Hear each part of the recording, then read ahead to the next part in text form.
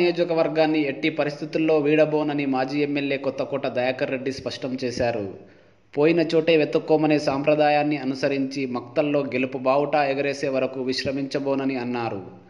బుధవారం మక్తల్లో జరిగిన 4 మండలాల ప్రజాకూటమి సమావేశంలో పాల్గొని కార్యకర్తలకు దిశానిర్దేశం చేశారు. రాబోయే స్థానిక సంస్థల ఎన్నికల్లో సత్తా చాటాలని పిలుపునిచ్చారు. కార్యక్రమంలో మక్తల్, మాగనూర్, కృష్ణా, ఉట్కూర్ మండలాలకు చెందిన నాయకులు, కార్యకర్తలు పాల్గొన్నారు. ఎవరు కూడా స్థైర్యాన్ని కోల్పోవాల్సిన అవసరం లేదు. ఇనుమడించిన ధైర్యంతో మనం గోడకు కొట్టిన బంతి, గోడకు బంతిందంటే ఏమైతుంది? రివర్స్ ఎంత ఫోర్స్ తో వస్తుంది? డబుల్ ఫోర్స్ తో వస్తుంది. మనం కూడా జనం కోసం బతుకుదాం. ఖచ్చితంగా నేను బతికేది ఇంత మొదలు కూడా చెప్పిన నా పిల్లల కోసం కాదని. ఇలా నా కోడళ్ళు, నా కొడుకులు అందరూ వచ్చి పని చేసేదాం. మీ కష్టాలు చూసినాం, మా కష్టాలు చూసినాం.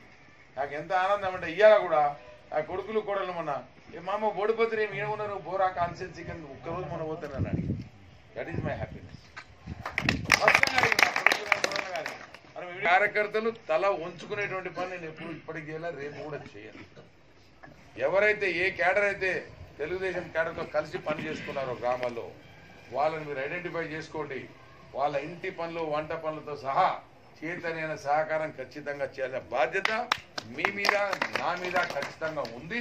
చేసినటువంటి 4 పార్టీల కార్యకర్తలతో పాటు ఇతరులు ఇంకెవరైనా సహకరించింటే మాత్రం వాళ్ళని 100% ఆ గ్రామాల్లో ఖచ్చితంగా వాళ్ళ కోసం కొంత త్యాగం చేయాల్సి వస్తే ఆ గ్రామాల్లో మన నాయకులను నేను రిక్వెస్ట్ చేస్తున్నా, త్యాగం చేయాల్సిందే. ఖచ్చితంగా దానికి అనుగుణంగా ఇంకో రకంగా నేను ఏం చేయాలో ఆల్టర్నేట్ నేను కూడా ఎత్తికి పెడతాను. మీకు అందరికీ మనవి చేస్తూ, గ్రామ పంచాయతీ సర్పంచ్ ఎన్నికలు ఎప్పుడు వస్తాయో ఇంకా క్లారిటీ లేదు.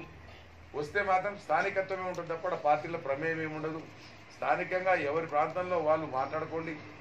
ఖచ్చితంగా ప్రతి గ్రామ పంచాయతీ నిలబడాల్సిందే.